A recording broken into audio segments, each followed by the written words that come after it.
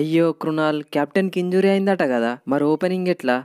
ఒక పని చేయి, గంభీర్ అన్నల వేడి బాగున్నది, తీసుకొచ్చి ఓపెనింగ్ చెప్పి.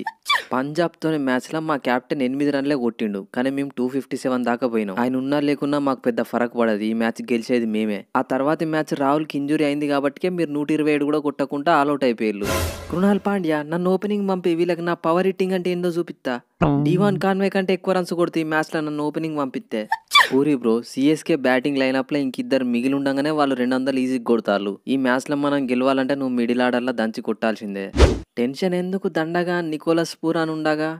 తమ్ముడిని ఫస్ట్ బాల్కే పిసికెత్తా. ధోని బైకి పూరి వచ్చినప్పుడు నాకు బౌలింగ్ సింపుల్ గా వికెట్ తిత్తా. తమ్ముడు అయితే పర్పుల్ క్యాప్ అన్న గెలవాలి, లేకపోతే ఆరెంజ్ క్యాప్ అన్న గెలవాలి, కానీ నువ్వెందువే రెండింటి కోసం కాంపిటీషన్లు ఉంటాను. ఏంది ధోని అన్న, కొన్ని కావాలంటే కొన్ని వదులుకోవాలి, వికెట్స్ కావాలంటే రన్స్ ఇవ్వాలి. నువ్వు వచ్చినోనికి వచ్చినట్టు రన్స్ ఇచ్చి వికెట్లు తిస్తే మనం మ్యాచ్లు గెలవం. బ్యాకప్ ప్లేయర్స్ ఎవరు లేక నీతో సర్దుకుపోతానా, లేకపోతే టీంలకి వెళ్ళి ఎప్పుడో డ్రాప్ చేసి మింగుతుండే. ఈ మ్యాచ్లో త్రో బౌలింగ్ ఎత్తే మేము ఒప్పుకోము, కరెక్ట్ బౌలింగ్ ఎత్తేనే ఆడతాం, లేకుంటే మ్యాచ్ని బాయ్కాట్ చేస్తాం. అంటే మీరు బ్యాటింగ్ చేసేటప్పుడు స్కూప్ షాట్లు, రైట్ హ్యాండ్ బ్యాటింగ్ చేసుకుంటే లెఫ్ట్ హ్యాండ్కి తిరిగి ఆడు, ఇవన్నీ చేస్తే తప్పులేదు, కానీ మా వాడు ఇసిరి పుస్తేనే తప్ప. మా పాత్రన గట్లనే బౌలింగ్ చేస్తాడు, ఇష్టం ఉంటే ఆడులు, లేకుంటే అవుట్ అయిపోయి. ఒకవేళ టాస్ గెలితే ఈ సిఎస్కే టీంకి బ్యాటింగ్ ఫస్ట్ చేయాలన్నా, లేకుంటే మనం బ్యాటింగ్ ఫస్ట్ చేయాలన్నా నాకు అర్థమైతలేదు.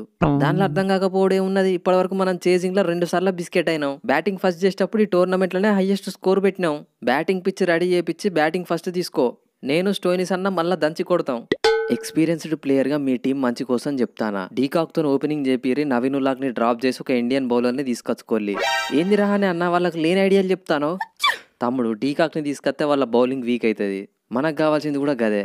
అట్లా మైండ్ గేమ్ ఆడతాను వాళ్ళతోని. రహానే ఆన్ ఫీల్డే కాకుండా ఆఫ్ ఫీల్డ్ కూడా సూపర్ పర్ఫార్మెన్స్ ఇస్తాడు. మీకు తెలుస్తుందో లేదో, మనం వరుసగా 3 మ్యాచ్లు గెలిచినాక ఇప్పుడు వరుసగా 2 మ్యాచ్లు ఓడిపోయినాం. ఈ మ్యాచ్ ఓడిపోతే హ్యాట్రిక్ కొడతాం.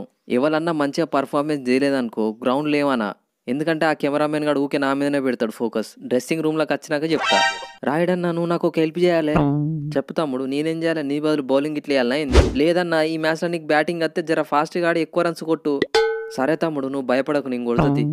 ఈ మ్యాచ్ లో కూడా హాఫ్ సెంచరీ కొట్టకపోతే ఆరెంజ్ క్యాప్ మిస్ అయ్యేటట్టున్నది. ప్రతి మ్యాచ్ లో హాఫ్ సెంచరీలు కొడతా అంటే కూడా ఆరెంజ్ క్యాప్ నా దగ్గరికి వస్తలేదు. నీ అవ్వ ఈ మ్యాచ్ లో సెంచరీ కొట్టి మింగుతా.